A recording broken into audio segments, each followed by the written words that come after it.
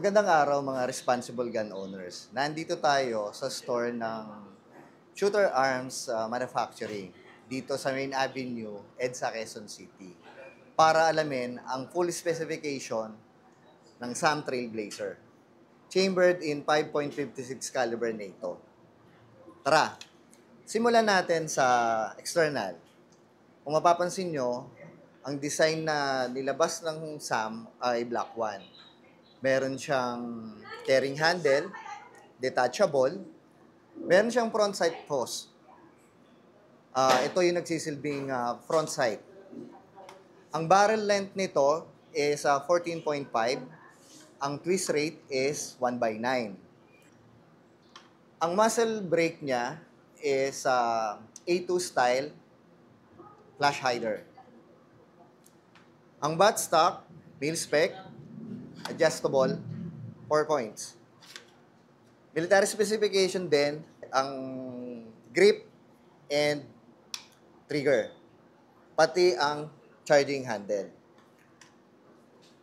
Ngayon, pag-usapan natin ang barrel.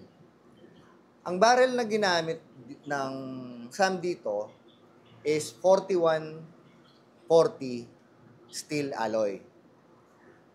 Kung ikukumpara natin ang 4140 sa 4150, mas mataas ang tensile strength ng 4140. Ang advantage lang ng 4150 compare sa 4140 is para sa suppressive fire. Kung tayo ay bibili ng ganito at tayo ay civilian, hindi sa atin allowed ang automatic firing. And remember, ang 4140 ay mas matibay, mas mataas ang tensile strength ng 4140 compare sa 4150. Ngayon, ang bore line nito, ng barrel nito, is chrome line. Ang purpose, bakit kin-chrome line ang bore, is para mas smoother ang travel ng projectile or ng bullet. At syempre, para mas hindi siya kakalawangin. Mas matagal yung buhay ng bakal na hindi kinakalawang. Ito ay M4 copy. Ang gas system nito, ang operating gas system nito ay DGIS, Direct Gas Impingement System. At ang tube length na inilagay ng SAM dito ay carbon length. Sinasabi na ang carbon length ang most reliable gas tube length para sa AR-15 M4 platform.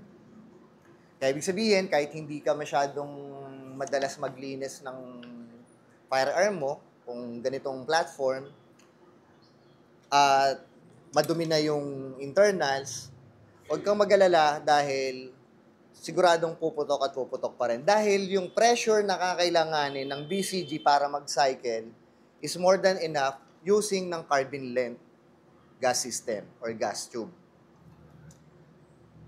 Ang buffer tube nito is H-buffer. Nasa around 107 grams or 3.8 pounds ang buffer. Punta naman tayo sa upper and lower ng SAM Trailblazer. Ang material na ginamit sa upper and lower ng SAM Trailblazer ay 7075 T6 aluminum. Yung mga naunang version ng ganitong AR platform, ang materials na ginagamit is 6061. Ngayon, dahil sa ni-require ng US government na lahat ng manufacturer na magsusupply sa kanilang law enforcement and military para sa ganitong klase ng firearm, which is ito nga yung AR platform, M4, na-require ng US government na gumamit ng 7075 dahil mas matigas, mas mataas ang tensile strength ng 7075 T6 aluminum compare sa 6061. 7075 ang nilagay ni SAM dito sa Trailblazer. Meron akong ipapakita sa inyo. Bubuksan ko lang, ha?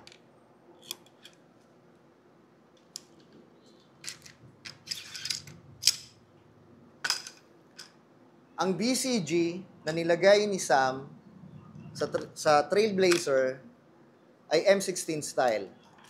Dito sa Trailblazer, ulitin ko, naka M16 style. Meaning, this is ready for automatic firing.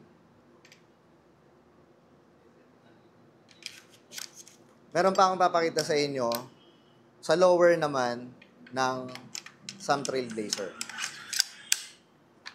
Kung mapapansin nyo rin, naka-ready na ang lower ng SAM Trailblazer kung sakaling kakailanganin maglagay ng automatic sear. Pero paalala lang, para sa mga civilian market, bawal po tayong maglagay ng automatic sear. Kung kayo naman ay law enforcement or military at kayo ay allowed na gumamit ng automatic rifle, sakto sa inyo yung SAM Trailblazer kasi naka-ready na siya at kailangan nyo na lamang lagyan ng automatic sear. At itong materials na nilagay ng SAM dito sa Trailblazer ay halos pareho lang na material na makikita natin sa mga high-end na AR sa market ngayon. At pinapaalam ko lang sa inyo, this is the most affordable AR-15 platform chambered in 5.56 NATO na mabibili natin dito sa Philippine market. Sa mga nagpaplano ng mga ganitong klase ng firearms, SAM Trailblazer, Shooter Arms Manufacturing. Matatagpuan nyo sila dito sa Main Avenue, EDSA, Quezon City. Kung nagustuhan nyo yung mga ganitong klase ng firearms, pwede kayong pumunta rito. At konting kaalaman lang, etong Trailblazer na ito ay ginamit na service firearm sa Zamboanga, Sibugay, dinonate ng local government sa kanilang PNP. More than around 50 or more units ang dinonate ng local government ng Zamboanga, Sibugay para gamitin ng PNP nila. At hanggang ngayon, ginagamit pa rin nila ang SAM Trailblazer as their service firearm. Kaya reliable talaga at matibay.